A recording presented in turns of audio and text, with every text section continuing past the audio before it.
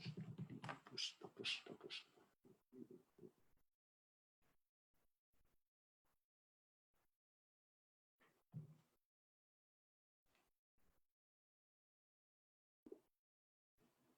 Okay, just 1 second.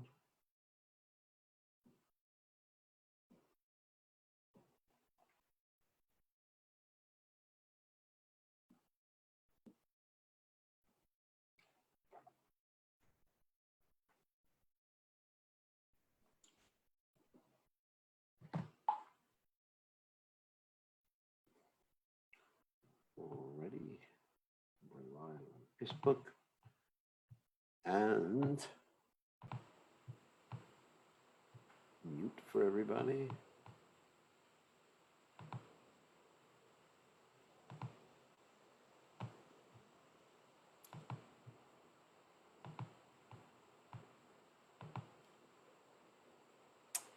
Here we go.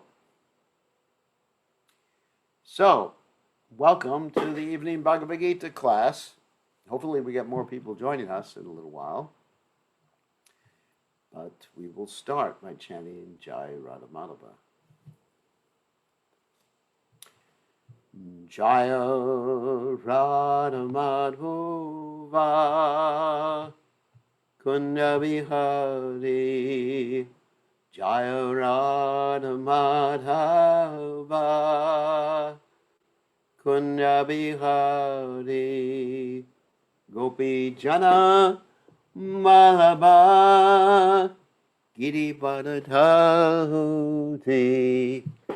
Gopi Janabala Ma Giri Bharadhati Yashodanandana Braja Jana Ranjana Yashodanandana Braja Jana Ranjana Yamuna Tira Vanachari Yamuna Tira Vanachari Jaya Radha Madhuva Kunya Vihari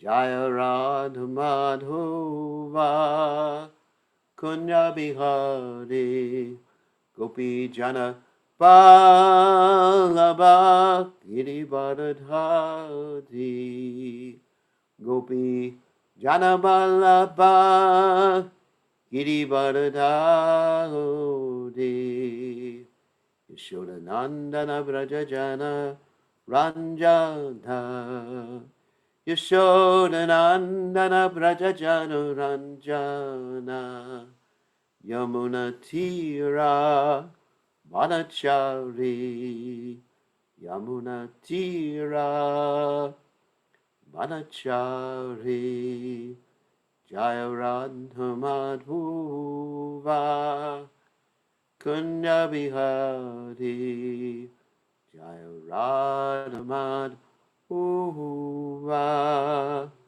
Kunya Vihari Jai Om Vishnupad Paramahansa Paravidikacharya also Teta Satashi Shimad His Divine Grace Savaya Chalananda Bhaktivedanta Goswami Srila Prabhupada Ki Jai ISKCON Founder Acharya Srila Prabhupada Ki Jai Anantakoti Vaishnava Vrinda Ki Jai Namacharya Srila Hridas Thakur Ki Jai Prem Se Kaho Shri Krishna Chaitanya Prabhu Nityananda Shidwaita Gadadha Shivasati Gaur Bhaktivinoda Jai Shishi Radhakrishna Gopinath Shai Makunda Radhakunda Giri Govardhan Ki Jai Vrindavanam Ki Jai Maturam Ki Jai Jagannath Swami Ki Jai Manamai Ki Jai Shrimati Tulasi Devi Ki Jai Samaveda Bhakta Vrinda Ki Jai Gaur Premananda Hari Hari Gaur. All glory is the assembled devotees, all glory is the assembled devotees, all glory is the assembled devotees. All glory is to Shri Guru and Gauranga Srila Prabhupada Ki Jai Gaur Premananda Hari Hari Hari Gaur. So, Om Vishnu Padaya Krishna Prasaya Budale Shrimati Bhaktivedanta Swamini Namani Namaste Saraswati Devi Gaurvani Pajani Nivishesha Shunyavadi Pashyat Deshitarni. So, Magana Timidanda Shah Gananjana Shlakaya Chakshur Unmeditam Yena Tasmai Shigarave Namaha. I offer my respectful obeisances unto the lotus feet of my spiritual master, His Divine Grace A.C. Bhaktivedanta Swami Srila Prabhupada Ki Jai. So for those of you who don't know, Radhastami is coming up either on the 25th or 26th, depending on what country you're in. And here in Nugaloka, I guess we'll be celebrating, I'm not sure which date. It's supposed to be the 25th according to this new calendar calculation, newfangled calendar calculation. But it's actually the 26th in India, and I believe it's also the 26th in Australia, New Zealand, and Fiji. And Prabhupada did say that when it's Ekadasi or whatever holiday we're talking about in India or in Mayapur, that means it is Ekadasi or whatever holiday we're talking about everywhere around the world. So everybody's newfangled. So we're going to be having celebration, I guess, on both days. And 26th in the morning, we're going to be having an initiation. And some of the devotees who are taking an initiation will be here in Nugaloka. That's at 6:30 in the morning, which is going to be 8:30 in the morning Australia time, 10:30 in the morning New Zealand time. And one of the devotees is going to be taking, at least one devotee is going to be taking initiation in Australia, in Brisbane, and not Brisbane, Gold Coast actually, at the same time. So anyway, so that's exciting. That's on the 26th, which is the actual day of the goddess of Radhastami, regardless of what the newfangled computer program tells us. Anyway, so we will go ahead and talk about the Bhagavad Gita. This is the Bhagavad Gita study group where we're reading through the whole Bhagavad Gita, commenting on parts that may not be understandable to some of the devotees, and perhaps telling some stories. So let's go to the Bhagavad Gita again. Where is the Bhagavad Gita? I know I picked it out. Oh, show all windows. Here we go. Got a lot of windows open. So we're starting with text 51 in the 11th chapter of the Bhagavad Gita. 11th chapter of the Bhagavad Gita, just to reiterate, is the chapter on the universal form. It's not something that I want to see. Actually, I want to see the 11th chapter, but I don't want to see the universal form ever, as I mentioned many times before. And we're coming upon the 12th chapter, which is devotional service, which is one of my most ecstatic chapters. Because it's a very compassionate chapter. Krishna shows his great compassion and elaborates on devotional services. Such a wonderful chapter. So let's finish up with the universal form, hopefully today. So let's start. Text 51. Arjuna vacha drishtve dhamma manusham rupam tava somyam janardana idanim asmi samvrita sachita prakritim gataha.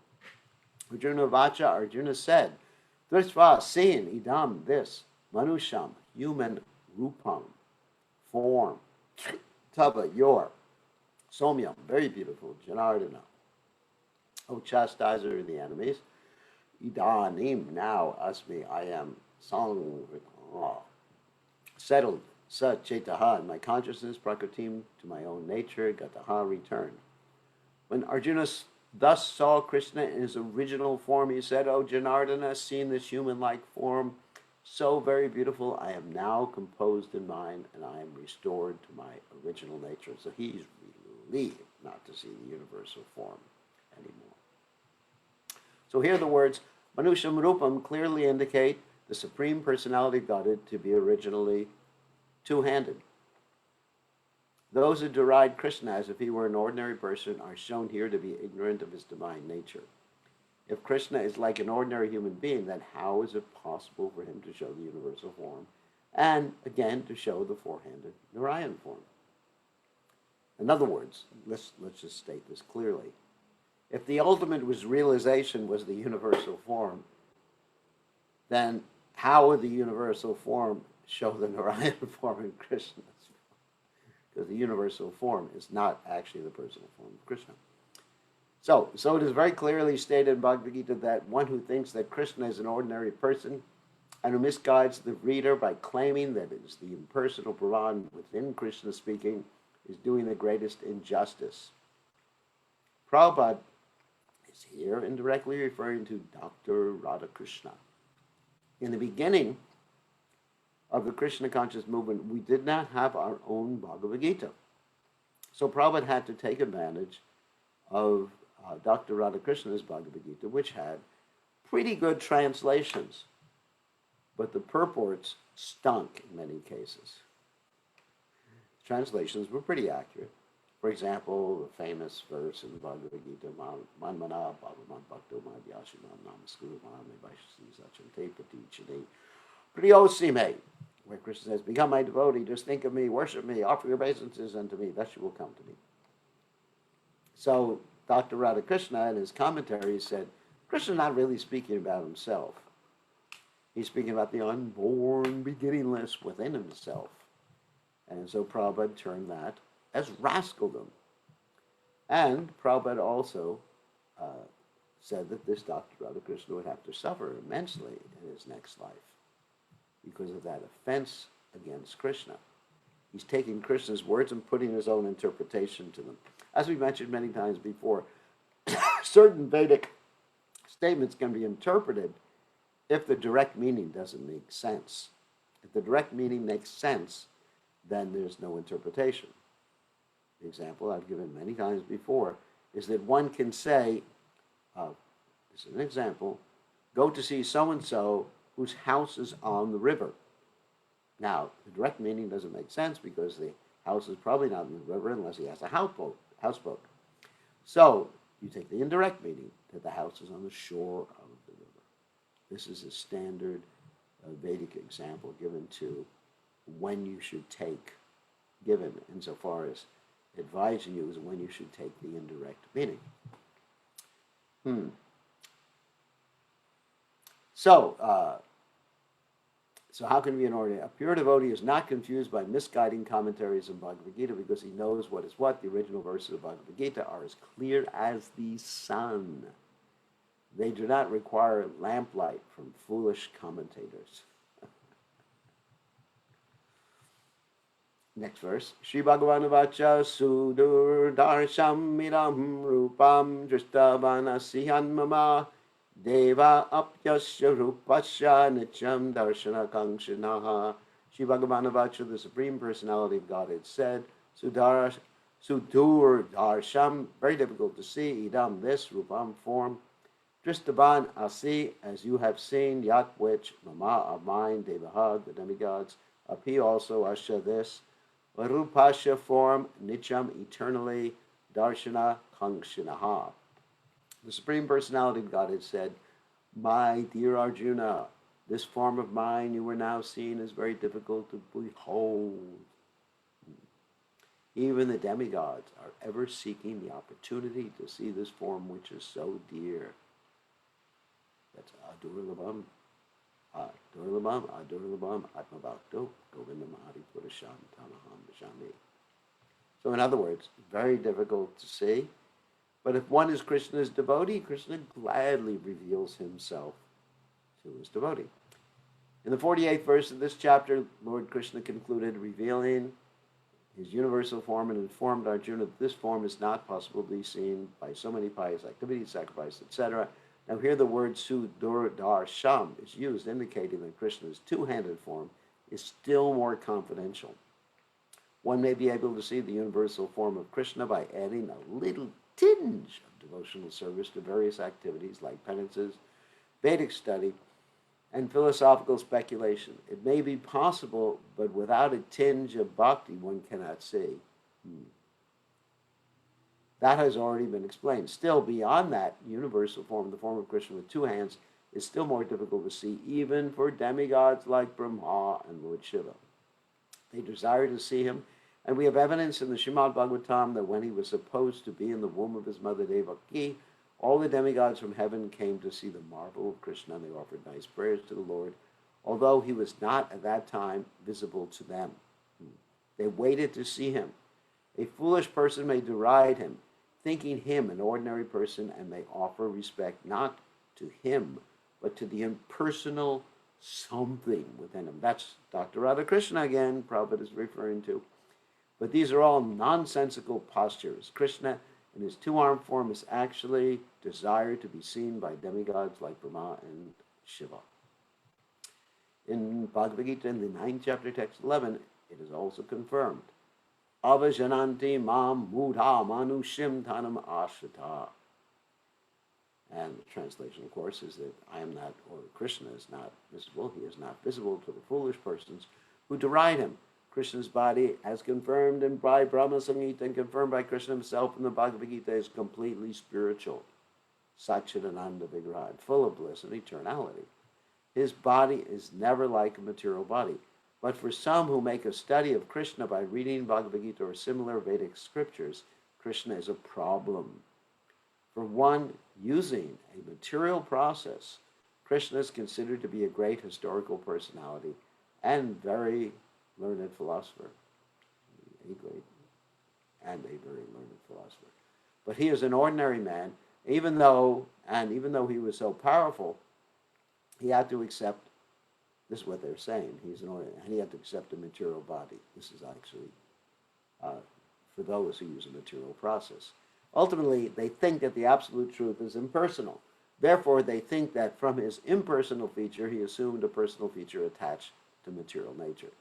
This is actually pretty stupid, because impersonal feature would be no variety. So when you have something with no variety, how do you get variety from something with no variety unless you have someone else who has variety or understands variety, make the something from no variety into something with variety? In other words, and that person would be God. How can an impersonal whatever assume a personal feature? It just doesn't even make sense. This is a materialistic calculation of the Supreme Lord. Another calculation is speculative. Those who are in search of knowledge also speculate on Krishna and consider him to be less important than the universal form of the Supreme. It's pretty stupid.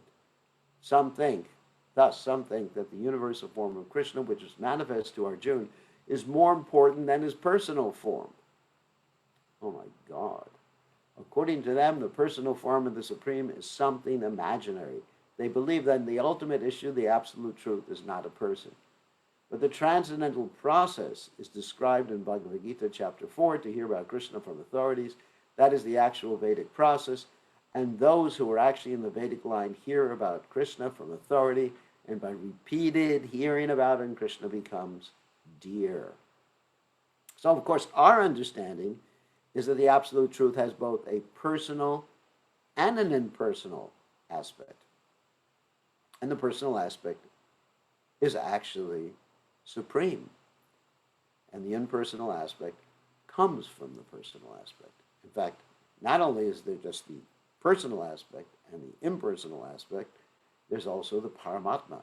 Vedanti tat tattva vedas tattvam yad jnanamadhyam brahmeti paramatmeti bhagavaniti shabdyate.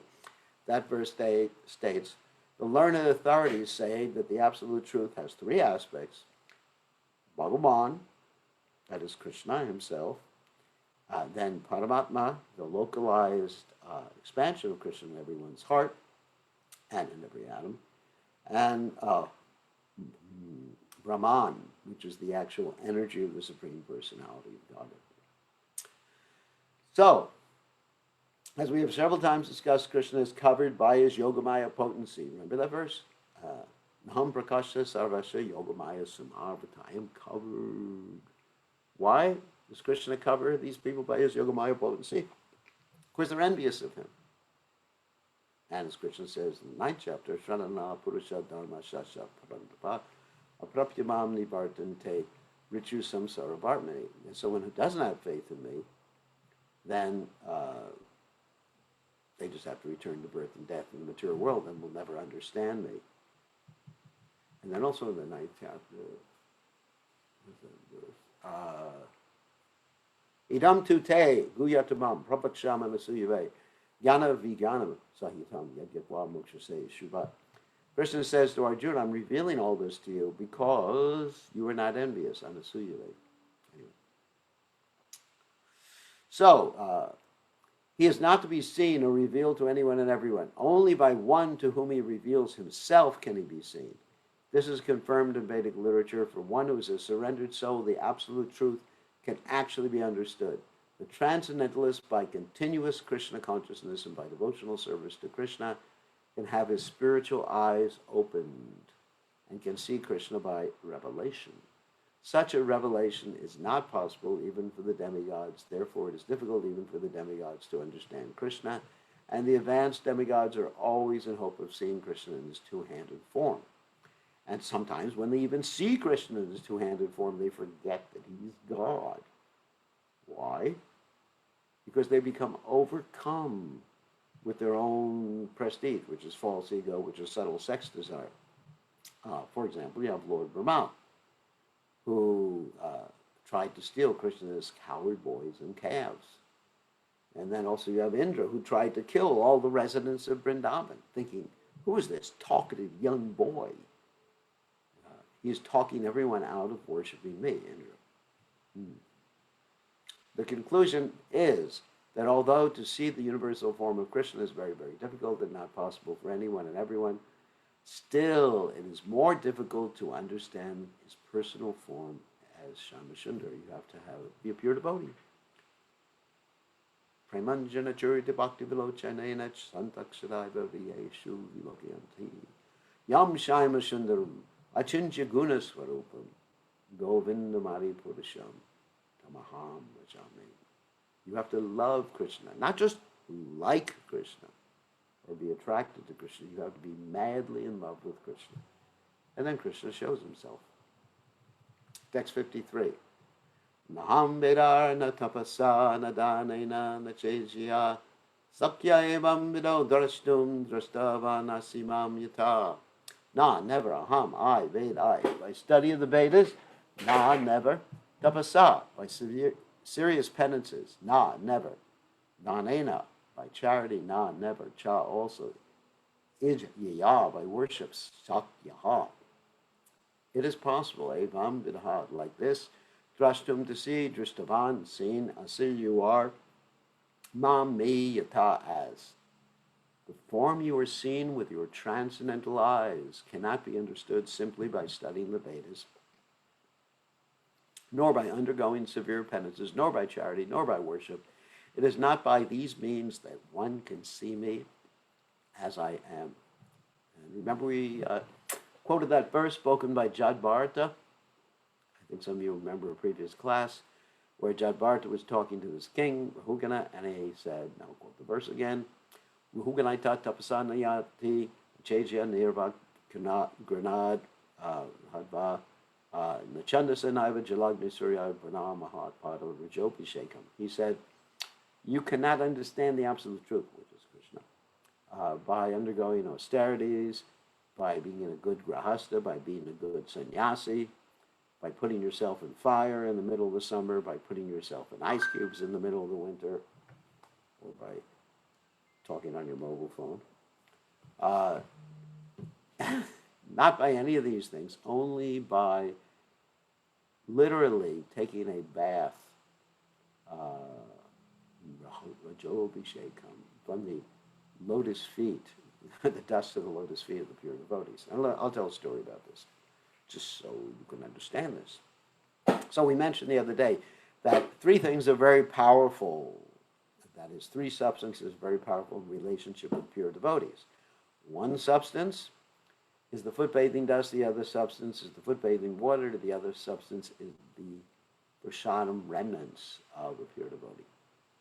So, there was one great devotee, his name was Kalidas, a devotee of Lord Chaitanya Mahaprabhu, over 500 years ago. And he made it his service to eat the prasadam remnants. Prasadam actually means the mercy of the Lord, but generally it refers to the food which is offered to the Supreme Personality of Godhead, which manifests the mercy of Krishna. So anyway, so he would eat the prasadam remnants of every Vaishnava in the Mayapur Navadvip area. And how he would do that was very interesting. He would go to people's houses, offer them some food to offer to their deities, wait outside until they finished eating the food after they took it off the altar, of course, and he would just eat whatever was left on the plate. For example, if he offered mangoes to someone, he would suck on the pits that they had already sucked on. And one might think, this is weird. You know, what's it called? Dumpster diving. You know, he would go into the garbage pits and actually eat their prasadam remnants. So one may think it's weird, but that's the mood one should have with Vaishnavas. And so as a result of that, he got Lord Chaitanya's mercy. He got to do something that nobody else had ever done with Lord Chaitanya's permission. He got to drink Lord Chaitanya Mahaprabhu's foot bathing water when Lord Chaitanya Mahaprabhu was entering the Jagannath temple. And Lord Chaitanya didn't get angry with him for that. I mean, he stopped him after a while, but he didn't get angry with him. He allowed him to do that. In other words, the way you get Krishna's mercy is by serving great devotees and getting their prasadam remnants and foot bathing water. We had, just one funny story. But I have to tell this story. There were some disciples of a particular guru, not my disciples, thank God. But they actually arranged that the drain from this guru's shower would actually drain into, I guess, a pod or something like that. And they drank it. I think that's a little fanatic. Not just a little, it's very fanatic. It's just like sometimes we have the Abhishek of the deities, and then it drains into a pod, and then we all take a little bit of that Abhishek water. So the time to take the foot bathing water of the guru is not when he's in the shower. That would not be appropriate. But sorry about it, I had to tell that story. It was just a little gross. The time to take it is when he's received a particular function and you bathe his feet. That's the methodology of receiving a Vaishnava. You bathe their feet. And then you can take a little bit of the foot bathing water. And if you happen to be walking with them, you just walk behind them like I did with Prabhupada and watch for the footprint, and you grab something from the footprint. Hopefully it's edible. And you put it into your mouth. That's nice, isn't it? It's a very nice way to get Krishna's mercy. So anyway, and you take the prasadam remnants, which I did several times with Srila Prabhupada, and I just demolished everything on the plate, including the grape stems and orange rinds and everything like that. So I was very enthusiastic to get Prabhupada's remnants. And actually we have one devotee here in Nugaloka who wanted to get a cookie from Prabhupada. Actually, after, this didn't happen in Nugaloka, it happened in Los Angeles. After Prabhupada would give class, there'd be a little kirtan, and Prabhupada would give cookies to the little kids and the mothers who had little kids. So this devotee didn't have a little kid, and she wanted a cookie from Prabhupada. So she grabbed some little kid, the first kid in sight, grabbed the kid, okay, kid, you're coming with me. And she got a cookie from Prabhupada. Anyway, that's a very nice story. There's so many stories about how people became Krishna conscious. I was just hearing a story from one devotee today, that this devotee wanted to go to this concert, some stupid rock and roll group or whatever, it's in the 1960s or 70s. So he wanted to go to this concert, and he had no ride to go there. And so he saw this band that he thought was going to the concert. All right, going to the concert. He had a ticket. He really wanted to see this group. This group was very important to him. So he went up to the band and said to the inhabitants of the band, who happened to be wearing dhotis, He said, "You going to the concert?" And they said, "Yeah, sure, hop in. We'll take you." Okay, so he hopped in, and when they got to the concert, all these dhoti-wearing Prabhus, they took their dhotis off and put on plain clothes. Plain clothes means Western clothes, pants and things like that. Sometimes people talk about karmi clothes. Well, clothes are not karmi. It's kind of interesting. It's a karmi clothes. Because you can be wearing a dhoti and be a V-karmi. Remember we talked about karma, V-karma, akarma? But you could be wearing a dhoti and be eating fish. That's plenty of people do that in India. So then the dhoti becomes a V-karmi clothes. Becomes V-karmi clothes. And if you're doing a Vedic sacrifice to go back to the heavenly planets, the dhoti becomes a karmi clothes. And if you're serving Krishna and you're wearing pants, then the pants become devotional clothes. Think about that for a second. So this whole nomenclature, karmis, karmi clothes, V-karmi clothes, devotional clothes, Vedic clothes. Vedic? Who knows what Veda? Veda means knowledge. So any clothes you wear in the pursuit of the ultimate knowledge of Krishna, those clothes are Vedic clothes. Anyway, getting back to the story. So, all right, the devotees changed into Western clothes, and they got out their incense and back to Godheads and everything. They said to this devotee, or not devotee, wasn't a devotee then, he was just like a hippie. They said, "Can you help us distribute these books and pass out incense?" So he said, "Sure." And he got so much into passing out the books and distributing incense, he forgot about the concert. In fact, he even sold his ticket to someone for the concert and gave the devotees all the money. All right. And then the devotee said, "Would you like to go back with us to the temple?" All right, so they all go. I think it was the Detroit Temple or something like that. It was Detroit Temple. So they all go back to the temple, and immediately the temple president comes down. He hears there's some new potential devotee there. Comes down with this giant plate of prasadam. And prasadam like puris, white puris with white sugar on them, and halva, and sweet rice, and everything that this guy had not eaten for a long time. I mean, the guy had never eaten puris before. But this guy had not eaten sugar or white flour, anything. He was a macrobiotic. In other words, he's just really into brown rice, basically living on brown rice. And so he just ate it and demolished it. And then they took him downstairs to the brahmachari ashram in the basement. And they told him, "We're going to be waking up kind of early." All right. He said, "Oh, kind of early, no problem." So he lay down to sleep, and practically almost immediately he heard the gong, gong, gong.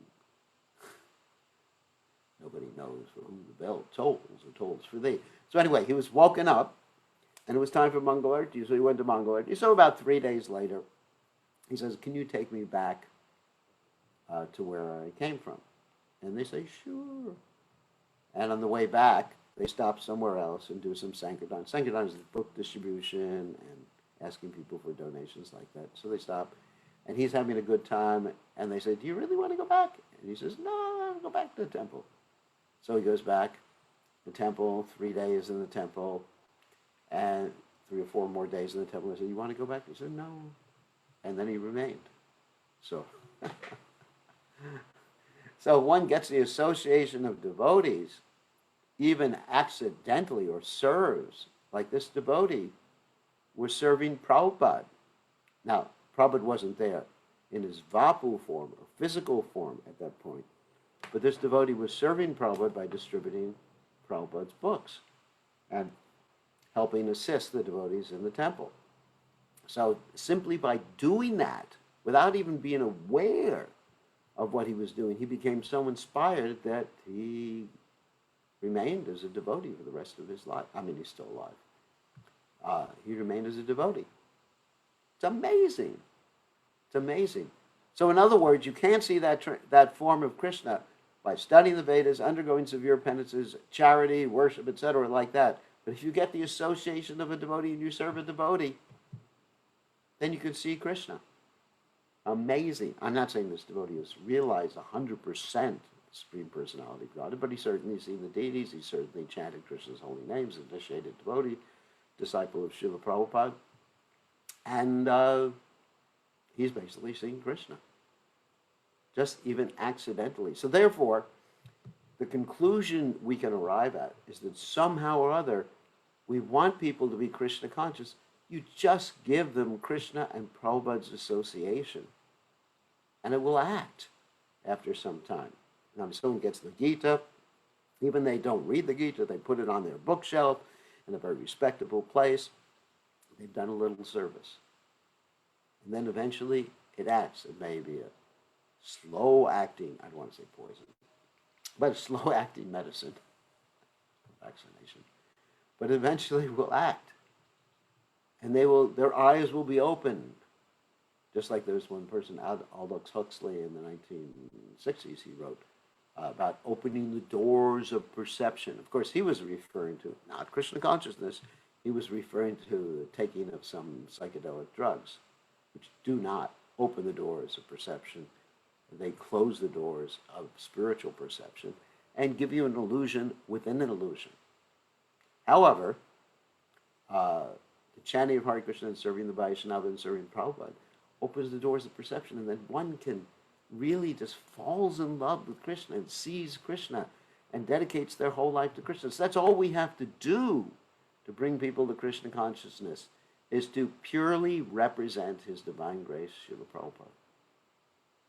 You don't have to be super sophisticated in your presentation. Of course, you should know Bhagavad Gita, obviously. But you don't have to be super sophisticated. You just have to manifest Prabhupada's presence. And then people will see Krishna. It is so easy. Not penances, not charity, not mundane worship. Actually, bhakti doesn't mean simply worship. Bhajan doesn't mean worship. It means to serve with devotion. Anyway, then one can see Krishna as he is. So, purport. Krishna first appeared before his parents Devaki and Vasudeva in a four-handed form, and then he transformed himself into two-handed form. This mystery is very difficult to understand for those who are atheists or who are devoid of devotional service. For scholars who have simply studied Vedic literature by way of grammatical knowledge or mere academic qualifications, Krishna is not possible to understand. They will not see Krishna. Vedeshu durlabham adurlabham atma bhakto. What that verse means is, by the Vedas, it's not possible to understand Krishna. But adurlabham, durlabham means difficult. Okay, let me give a translation. So, Vedeshu durlabham, that means by the Vedas, difficult. Okay? And then adurlabham, it is not difficult. Atma Bhakta, one is Krishna's Bhakta. So that's the point. Nor is he to be understood by persons who officially go to the temple to offer worship. What is officially? That means it's part of their tradition, their family tradition. Janmashtami, you got to go to the temple, get together with all the other guys and girls and, have some social life. A lot of people go to the temple for social life. Sometimes, in the non-coronavirus times, you'll go to a temple and find the Sunday feast is there. Of course, it's called the Sunday feast, probably called the Sunday love feast. It's interesting, Prabhupada also called it, when the cannibals would eat their grandfathers, the old people. That's a good way to get rid of old people. They would throw them off a roof somewhere just to soften up the meat, and Prabhupada said they would have a love feast. But that's not what our love feasts were. So, anyway, so you go to the temple, the Hare Krishna temple on a Sunday, to go to the feast. It's called a feast. Actually, I'd rather call it the get-together, open house, or something like that, because, anyway, whatever. So they go to the Sunday, you go to the Sunday feast, non-coronavirus time, and you'll see in the class, there's a few people here about Krishna, but then it comes down to the eating. Everybody's sitting there, chatting, motor mouths. I'm not saying it's wrong to chat or talk to your friends and everything like that.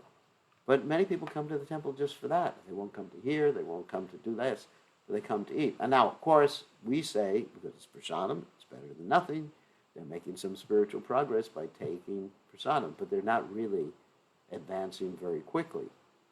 Because the whole point of going to a holy place is to hear from the saintly persons. In fact, the Bhagavatam says that Yatirtha Buddhi Shalale Yanakarijit Janeshu Abhigeshu Seva Gokura. That if one goes to a holy place and doesn't go to hear from the holy persons, then it's like going to the Ganges and taking a bath, which is okay. Nice to take a bath in the Ganges. But even the cows and the asses do that too. So not to say that someone is an ass or a cow, but it's saying that they're just doing the same activities as the cows and the asses. Like that. So better to go, the most important service you can perform if you come to the Sunday program at the temple, which you can't do now because of coronavirus, the most important service you can perform is to hear. So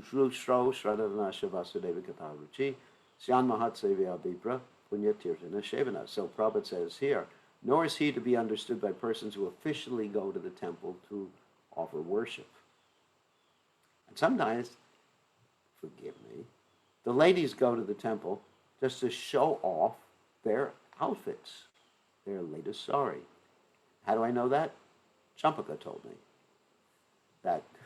She told me about the nature of ladies. Also, I know that from my mother, who went to not a Hare Krishna temple, but some other religion, and she was very concerned with her own outfit. So that you get some spiritual benefit no matter why you go to the temple. That's true.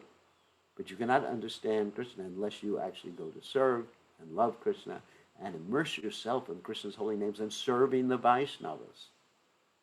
That's very important. If one serves the Vaishnavas, one gets a taste for hearing and chanting. They make their visit, but they cannot understand Krishna as he is. Krishna can be understood only through the path of devotional service as explained by Krishna himself in the next verse. Very important verse. All right. Bhaktya tvananyaya sakya ahamevam vidarjuna yatum drashtam cha tatvena praveshtam cha purantapa. Bhaktya, by devotional service to Bhad Ananyaya, without being mixed with fruitive activities or speculative knowledge. Shakyaha, possible aham, I, evam vidha, like this, Arjuna or Arjuna, gyatum, to know, drashtum, to see, cha, and tatvena, in fact, praveshtum, to enter into, cha, also parantapa, subduer of the enemy. My dear Arjuna, only by undivided devotional service. Let me unpack that. That means anyavi lashita shunyam. Let me unpack that. That means devoid of any other motive. That's hard. Have faith, it will come. By Prabhupada's mercy, that stage will come. Only by undivided devotional service. Ahitatiya pratiyata is another way of explaining that there's no material cause to your devotional service. You're not doing devotional service because they're paying you. Some places they may actually pay the devotees to do an arti. And then they check in with their punch cards. I don't know if any of you know what a punch card is. In the old days, when someone went to work, they got this little card and they put it into a clock-like device. And it would show when they checked in to work. It also showed when they checked out for work, and they put it in a little slot near the punch, near the clock. And at the end of the week, the treasurer, whoever was paying the salaries, would look at it and see he worked a certain amount of hours this week. He gets $5 an hour. You know, in those days it wasn't so much an hour. And then they work out his salary, taking all the deductions like withholding and Social Security and all those other things. So undivided devotional service means there's no material reason why I'm serving Krishna. I just love him. And I want to be Krishna conscious. Can I be understood as I am, standing before you, and can thus be seen directly? Only in this way can you enter into the mysteries of my understanding. So Prabhupada explains that Krishna can be understood only by the process of undivided devotional service. I explained what that was. He explicitly explains this in this verse so that unauthorized commentators who try to understand Bhagavad Gita by their speculative process will know that they are simply wasting their time. No one, in other words, that's the instructions for understanding Bhagavad Gita. It's the instruction manual. You have to do it to serve Krishna. No one, and to please Krishna, and to do what Krishna wants. And no one can understand Krishna or how he came from his parents in a four-handed form and at once changed himself into a two-handed form. These things are very difficult to understand by study of the Vedas or by philosophical speculation. Therefore, it is clearly stated here that no one can see him or enter into understanding of these matters. Those who, however, are very experienced students of Vedic literature can learn about him from the Vedic literature in so many ways. There are so many rules and regulations that if one at all wants to understand Krishna, he must follow the regulative principles described in the authoritative literature.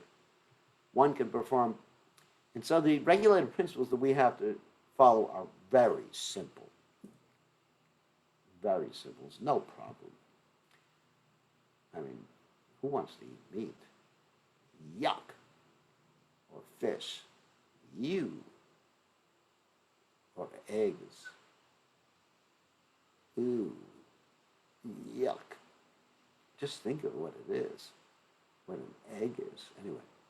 One can perform penance in accordance with those principles. For example, to undergo severe penances, one may observe fasting on Ekadasi, the day on which Krishna appeared, and on the 2 days, on Janmashtami, on the day in which Krishna appeared, and on the 2 days of Ekadashi, the 11th day after the new moon, and the 11th day after the full moon. Actually, today is the new moon. New moon means you can't see the moon. As far as charity is concerned, let me explain how we get all these different days. There's 2 halves to every month. There's the Krishna Paksha and the Gaura Paksha. Now, you may not understand what that means. The Krishna Paksha is when the moon is actually getting darker and darker. In other words, being more and more covered. That's half the month. And the other half of the month is the Gaura Paksha, in which the moon is getting more and more uncovered. And then finally we end up with the full moon. Okay? And so 11 days after the new moon, or 11 days after the full moon, that's called the Ekadasi. Ekadashi means 11. Okay, got it. Dwadasi means 12. Trayodasi means 13. Chaturdasi means 14. Got it? Very easy to understand. Anyway, just the Sanskrit names for the day of the month. And so there's 2 Ekadasis in every month, and 2 Dwadasis in every month, and 2 Triyodasis in every month, and 2 Dasamis, etc. Dasami is 10. As far as charity is concerned, it is plain that charity should be given to the devotees of Krishna who are engaged in his devotional service to spread Krishna philosophy or Krishna consciousness throughout the world. Krishna consciousness is a benediction to humanity. Lord Chaitanya was appreciated by Rupa Goswami as the most munificent man of charity because love of Krishna, which is very difficult to achieve, was distributed freely by him. So this is a very important verse given to us by Rupa Goswami. Namo Mahavadanyaya Krishna Prema Padayate Krishnaya Krishna Chaitanya Namne Gaurase Namaha. So I offer my respectful obeisances unto Chaitanya Mahaprabhu, who is Namo Mahavadanyaya. Vadanyaya. That means the most merciful personality, because Krishna Prema Pradayate, he is freely giving away Krishna consciousness, or love of Krishna, actually. So it's mentioned in the Chaitanya Charitamrita that the Panchatattva, that's the 5 personalities, Lord Chaitanya Mahaprabhu, Lord Nityananda, Advaita Acharya, Gadadhar Pandit Goswami, and Srivas Thakur, they actually had the storehouse of love of God, the storehouse of Prema, and they broke open the storehouse and distributed freely when they saw that no one in Kali Yuga could pay the price. So that's Lord Chaitanya Mahaprabhu. So if one gives some amount of money to persons involved in distributing Krishna consciousness, that charity given to spread Krishna consciousness is the greatest charity in the world. And if one worships as prescribed in the temples of India, there's always some statue, usually of Vishnu or Krishna. That is a chance to progress by offering worship and respect to progress to the Supreme Personality of Godhead.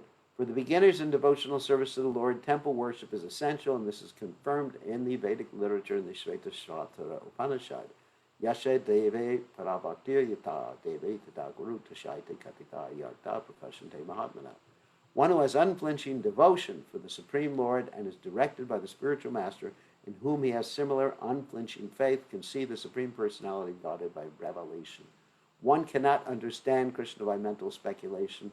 For one who does not take personal training under the guidance of a bona fide spiritual master, it is impossible to even begin to understand Krishna. Wow. The word "to" is specifically used here to indicate that no other process can be used, can be recommended, or can be successful in understanding Krishna. Wow. The personal forms of Krishna, two-handed form and the four-handed, are completely different from the temporary universal form shown to Arjuna. The four-handed form of Narayan and the two-handed form of Krishna are eternal and transcendental, whereas the universal form exhibited to Arjuna is temporary and material.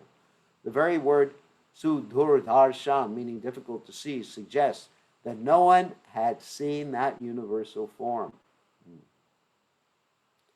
It also suggests that amongst the devotees, there was no necessity of showing it. That form was exhibited by Krishna at the request of Arjuna, so that in the future, when one represents himself as an incarnation of God, people can ask to see his universal form. So do that. Next time you meet a God in the street, just say, "Show me your universal form." So the word "na," used repeatedly in the previous verse, indicates that one should not be very much proud of such credentials as an academic education in Vedic literature. One must take to the devotional service of Krishna. Only then can one attempt to write commentaries on Bhagavad Gita. Krishna changes from the universal form to the four-handed form of Narayan and then to his own natural form of two hands. This indicates that the four-handed forms and other forms mentioned in Vedic literature are all emanations of the original two-handed Krishna. He is the origin of all emanations. Krishna is distinct even from these forms, what to speak of the impersonal conception.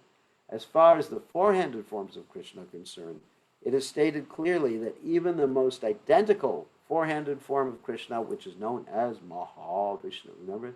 The one who breathes out and all the universes come out from, who is lying in the cosmic ocean and from whom breathing so many innumerable universes are passing out and entering, that's what I just said, is also an expansion of the Supreme Lord, as stated in the Brahman Samhita in the 5th chapter, text 48.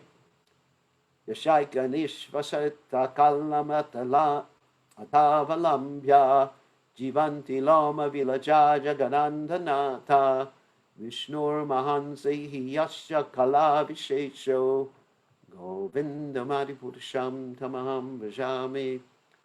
The Mahavishnu, let's see if we have a lot more here in this chapter. Quite a few things. Okay. I think we'll just read the translation of this and then we'll take questions. All right. The Mahavishnu, into whom all the innumerable universes enter and from whom they come forth again simply by his breathing process, is a plenary expansion of Krishna. Therefore, I worship Govinda Krishna, the cause of all causes. Therefore, one should conclusively worship the personal form of Krishna as the Supreme Personality of Godhead, who has eternal bliss and knowledge. He is the source of all forms of Vishnu. He is the source of all forms of incarnation. And he is the original Supreme Personality, as confirmed in Bhagavad Gita. So we are going to end here and take some questions at this point. Just give me 1 second. We'll stop the sharing. And we will allow you to ask some questions. Give me a second. All right. Who has questions? Abhimanyu, you have some questions. Well, that's not Abhimanyu. Sorry. looks like twins. Not twins. Okay. So who Hare has Krishna Maharaj. questions? Hare Krishna Maharaj. Oh my God, nobody has questions. Hare Krishna Maharaj. Can you hear me? This is your opportunity. Hello? Hare Krishna Anshul, Maharaj. you have questions? Can you hear me? Let me see. I can't hear you. Maybe it's... Okay. Give me a second. I'm not sure why. I got... Can you hear me now? Change my... Hare Krishna Gurudev. Speakers. How about now? Hare Krishna, can you hear me, Maharaj? Oh, I can't No? hear you. Maybe it's my problem right now. Okay. No one else's problem. Okay, I can hear you now. Can you hear me now? Yeah, I can hear you fine. Oh, that's great. Please accept my humble obeisances, Maharaj. All right, so my blessings, all glories to Prabhupada. So the question just in relation to where Lord Krishna says that his Shyam Sundar form is even more difficult to be seen. Just so on this planet, we are very fortunate that we can see his deity form, and we can see the Shyam Sundar form. So does that mean on the other planets he is not known in his Shyam Sundar form, in his two-armed form? And that those demigods don't have the same level of devotional service to understand Krishna? what it means is that on this particular planet, Chaitanya Mahaprabhu appeared. So Chaitanya Mahaprabhu is giving us this special mercy so we can understand Krishna's original form. Even though it's apparent in the Bhagavatam, like Krishna says in the list of incarnations or avatars, Ete Changsa, Krishna doesn't say, the Bhagavatam says, Ete Changsa Kalakpum Sam Krishna Stu Bhagavan Swayam, that Krishna is the original form, original Supreme Personality of Godhead. It's not very much understood outside of this earth planet during Kali Yuga. This is actually Lord Chaitanya's special mercy. So we are extremely fortunate. And of course, those who are on the higher planets who got Lord Chaitanya Mahaprabhu's mercy for one reason or other, they can also understand. But this is extremely esoteric, difficult to understand. Although it's there in the Upanishads. In the Upanishads, the Gopal Tapani Upanishad talks about, worshiping the cowherd boy, etc., like that, who's the Supreme Personality of Godhead. But you really won't find it, let's say, so much knowledge or propagation of that particular point in other sampradayas. In Nambarka Sampradaya, you do find it, but not in the Ramanuja Sampradaya. In the Ramanuja Sampradaya, they're primarily worshiping Vishnu. So this is by Chaitanya Mahaprabhu's mercy. You can understand this. And also, it's very logical that the form of Krishna is the original form of God, because as Krishna, or when Krishna manifests himself in his original form, he has more qualities or exhibits more qualities than any other form. He plays a flute, has unexcelled beauty, loving devotees, and wonderful pastimes. These four qualities that are not exhibited by any other manifestation of the Supreme Personality of Godhead. Okay? Yes. So we are fortunate. By Prabhupada's mercy, we are extremely fortunate. Yeah.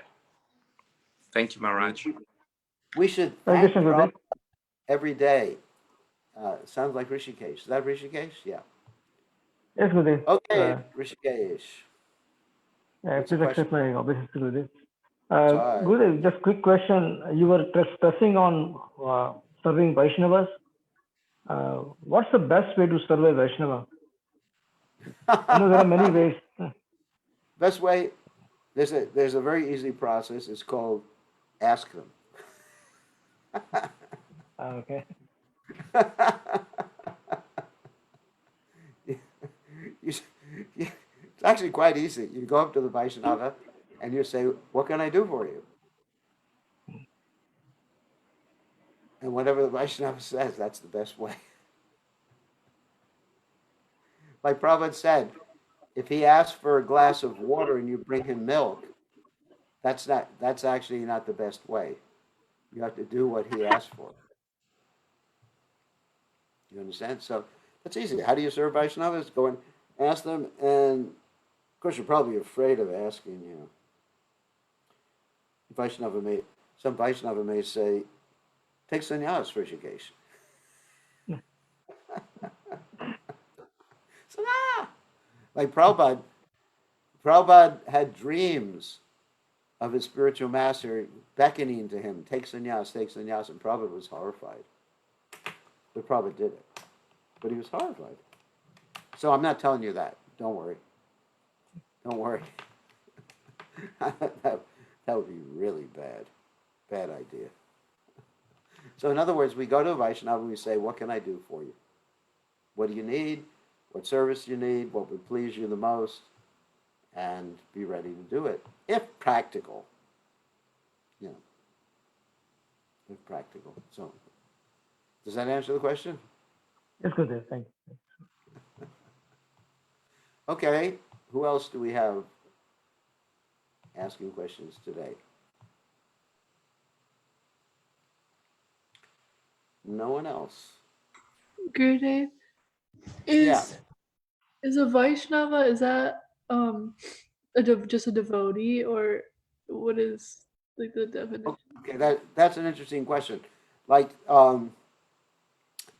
generally we talk about three types of Vaishnavas as far as their interactions are concerned. The first type is someone who just chants Hare Krishna once. They're actually considered a devotee. However, the type of service we render to such a person is we offer respects in our mind. This is talked about by Rupa Goswami. And then, if someone is like regularly chanting and devoted himself to Krishna but is not pure, then we make friendship with that particular person. But if a Vaishnava is like on the topmost platform, completely dedicated to Krishna like that, a very advanced devotee, Gopal put a funny chat there. So anyway, not going to repeat what he put in the chat. But if Vaishnava is a very advanced devotee, then we offer service, yeah. So it's not that we go up to just like a neophyte devotee, like if someone who just chants once and say, whatever you want, I'll do, because whatever they want, they may want to go to the disco with you or something like that. So it's that particular request is made to an extremely advanced pure Vaishnava. Does that make sense? Yeah, it does. Thank you. Yeah, otherwise we get in trouble. Like come to the temple in the morning, I say to every devotee, what do you want? What do you want? Someone says, give me your money. And Well, what about the second, are we serving the ones in the middle too, right? We we are. make friendship. We exchange gifts. We reveal our mind in confidence, and according to practicality. One has to be very practical. Because I can think of a lot of people that if I go to, a lot of devotees, if I go to and say, I'm willing to do anything you want, I'll get in trouble. They'll say, yeah, go in the kitchen and cook me a bowl of sweet rice immediately. Or Guru Maharaj. Yeah, they'll say, Guru Maharaj, I have a request to make of you. Can you send me to Hawaii? And actually, it's actually very funny. Sometimes with disciples, they've learned the art of getting what they want from the guru because they do it first and get permission later. Because they know if they ask first, the guru will say, it's not a good idea. But if they do it and they say, Guru Maharaj, I just did this. Is that okay with you? You can't say no because you already did it. Anyway. So that's a standard. You'll learn. The more time you spend in this kind, you'll learn that's the way to get whatever you want. You just do it and get permission later.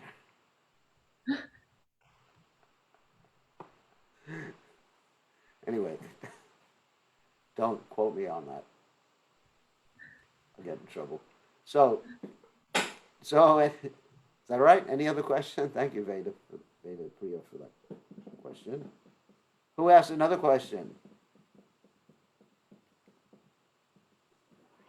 Hare Krishna Gurudev, it's Radha Sundari. Radha Sundari delivering packages. Yes, Gurudev. I have to stop my car. That's good. Gurudev, Dandvat Pranam. I just wanted to ask you about a dream. It's not. I had a dream that I can't see anybody. It's very like there's no light or nothing. But I'm running with some lady. I can hear the lady's voice, but it's saying. I'm saying that I want to go to Vrindavan, and she's saying, you will get to Vrindavan, you will get to Vrindavan. So I'm just wondering what that dream is. Okay, now I'll put in my dream interpretation hat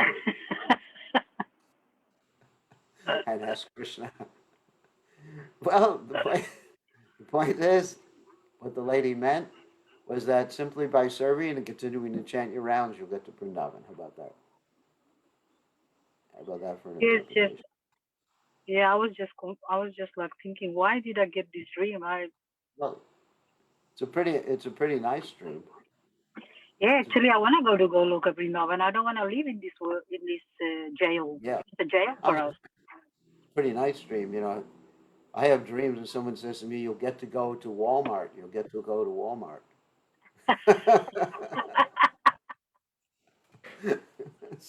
so your dream is a lot better than mine.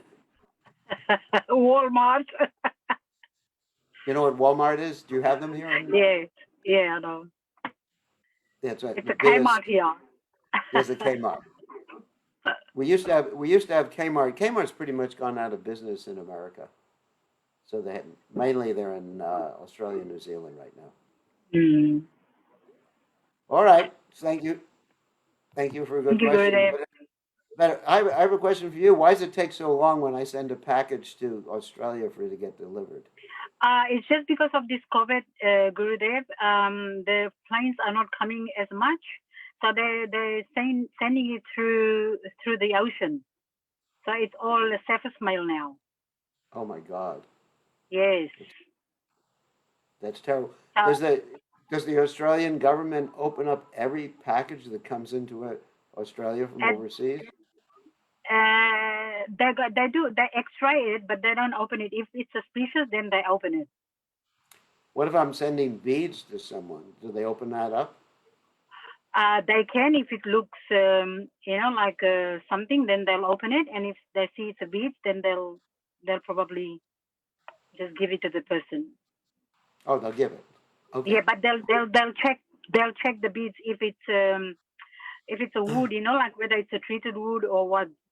Right. But they'll definitely give it because it still comes from India, so it should be okay. So that's the only way, like at the moment all the mail is going surface. Oh, terrible. Yeah, because I sent beads to someone in Australia. It took them over a month to get there. Yes, it will. It's very, very slow. It's terrible.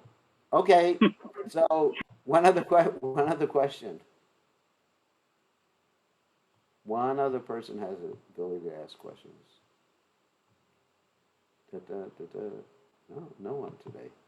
Everyone's shy. Okay. Going once, going twice. Mother Irmela has a question. Okay, Mother Irmela. Okay, Mataji, what's the question? So, what's the best way to react when Krishna publicly humiliates you and shows you that you're a fool? Best way to react? Yeah, what's the best way to respond to that? When Krishna does it or Krishna's devotee does it? Doesn't make any difference, does it? I would say if you genuinely make a mistake, we all make mistakes. I mean, what I do is I admit if I actually made a mistake, I'll just admit I made a mistake. I mean, it's really defending one's reputation, unless it's actually important for preaching. It's is not really necessary to be done. It's like part of eating, sleeping, mating, and defending. Right. So I think people, my experience is people respect you more when you act, honest people respect you more when you admit that you made a mistake. Thank you. That's been my experience. I mean, one problem I have with a particular political leader who should remain nameless to protect him is he will never admit that he makes a mistake. Also, it's sort of part of the Indian culture too that people don't admit that they make mistakes. I mean, it's an unfortunate part that I've seen sometimes manifest in India, that like you'll be driving somewhere and they'll ask someone for directions. They'll give you the wrong directions, even though they don't know where you're going, but just so they don't admit that they don't know. I mean, it's just like unfortunate. I've seen that happen many times.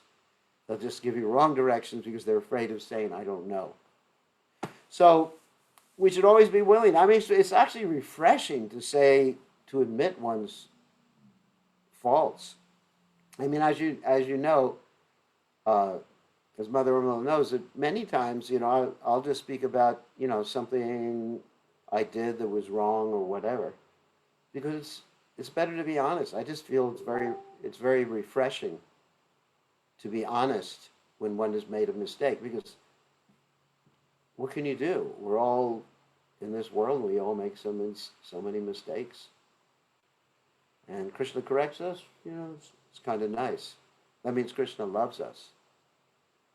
If Krishna doesn't correct us, well, he still loves us, but he knows we can't take it. So, on that happy note, we thank you all for joining us. There's so many nice devotees here from all over the world. Wow, I am impressed. It's good to have everybody's association. I am very happy to see everybody. This is part of the fun of giving class. I get to see everybody and understand all these wonderful devotees who I'm missing are watching. It's like a family reunion every night. Okay, on that happy note, we'll see everybody later. All glories to His divine grace, Srila Prabhupada, Srila Prabhupada.